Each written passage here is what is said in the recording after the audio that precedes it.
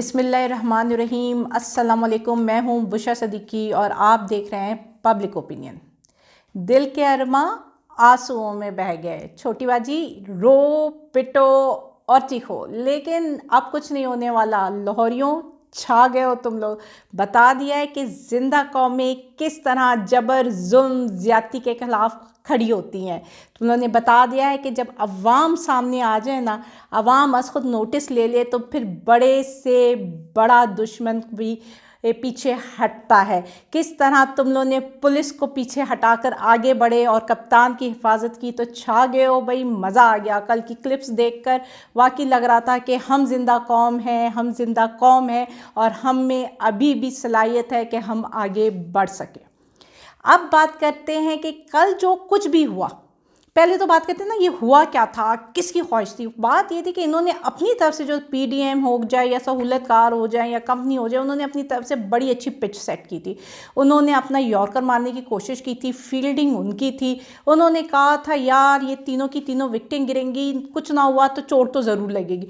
मतलब उनका प्लान ये था कि हम लेकर जाएंगे जी। लोगों में पहले उन्होंने खौफ व हरास पैदा किया कि जी आज तो खान साहब को पकड़ लिया जाएगा, इतनी पुलिस की नफरी है, तो शेल्स आए हुए हैं, तो असला है, तो ये, ताकि लोग घरों से बाहर ही नहीं निकलेंगे और इमरान खान को सुबकी का सामना करना पड़ेगा। वो अदालत में पेश अगर नहीं होगा तो हम कहेंगे ये वो शख्स था कि जी ये कानून की बात करता था, जो कहता था कि सबके लिए कानून बराबर हैं, आज खुद अदालत में पेश नहीं हुआ। तो उन्होंने ना चट और पट दोनों अपनी रखकर गेम प्लान किया हुआ था।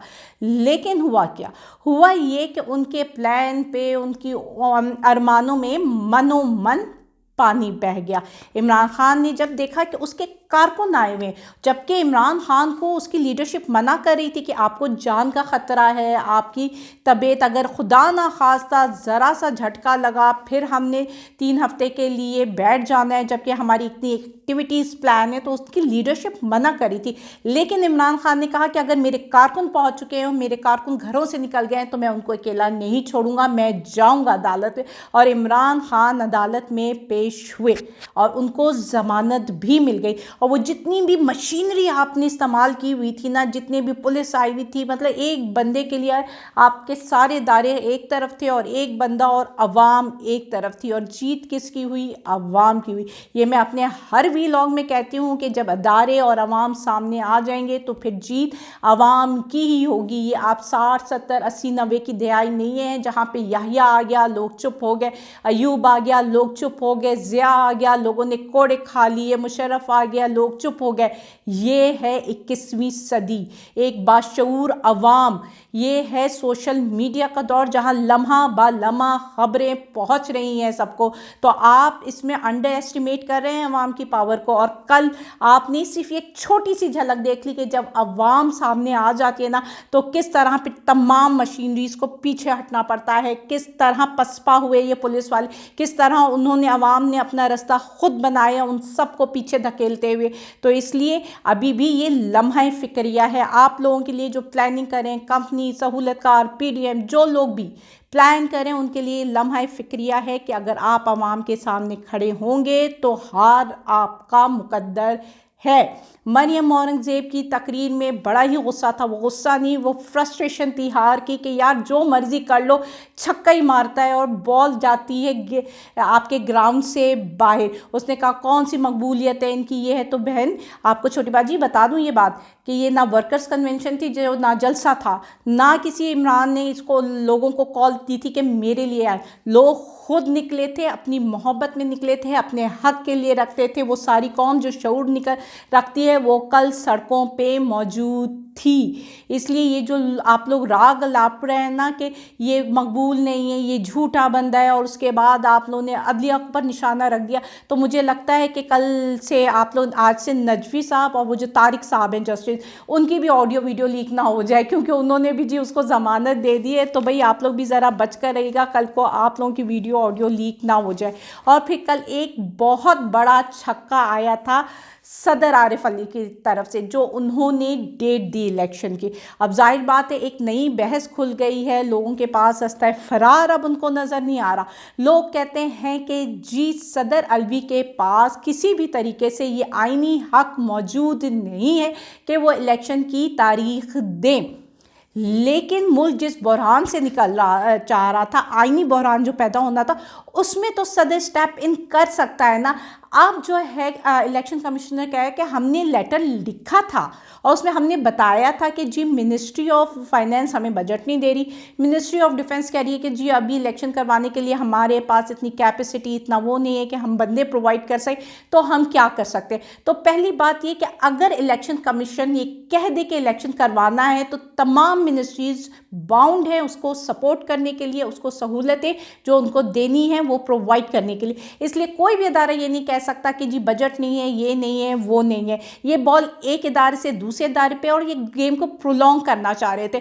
तो अगर हम ये मान लें कि सदर के पास आईनी इख्तियार नहीं है ये फैसला देने का, तो फिर भी इलेक्शन का हो जाएंगे। वो कैसे कि ये लोग क्या करेंगे ज़्यादा से ज़्यादा, अब इनको सदर के लिए तो सुप्रीम कोर्ट जाना पड़ेगा।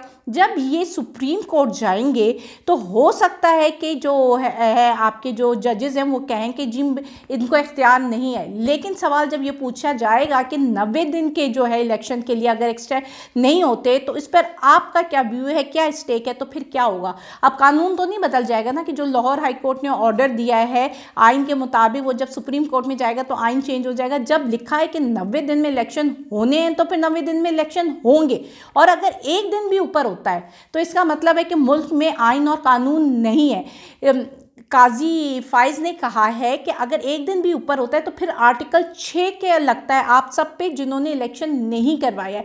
तो अवाम भी ये कह ले कि जब आप लोग ही आइन की पासदारी नहीं कर रहे हो तो फिर मैं चोरी करूं तो आप मुझे क्यों पकड़ोगे।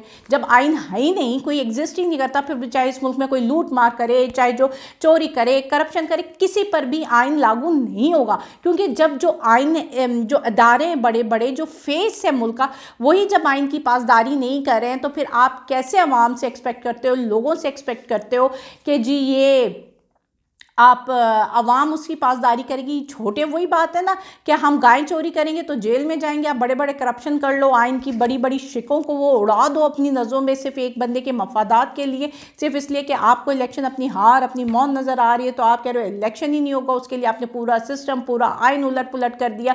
जिस मर्जी पर आप चाह रहे हो उंगली उठा रहे हो, छोटी बाजी आ जाती है, कभी बड़ी बाजी आ जाती है, उंगलियां उठा उठा कर एक दूसरे पर इल्ज़ामबाजी कर रही है। लेकिन इससे फ़ायदा तो कुछ भी नहीं हो रहा ना।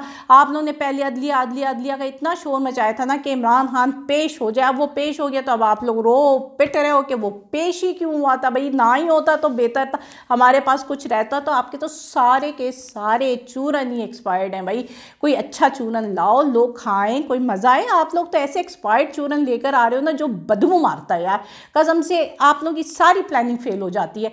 कोई तो अच्छी चीज़ लाओ ना कि हम भी 2 दिन चलो शुगल ही लगा रहा है सोशल मीडिया पे। 2 दिन आप लोगों ने सोशल मीडिया में, कल से सुबह से आप लोगों ने जान खाई थी सोशल मीडिया, आज गिरफ्तार हो गया, ये हो गया, वो हो गया।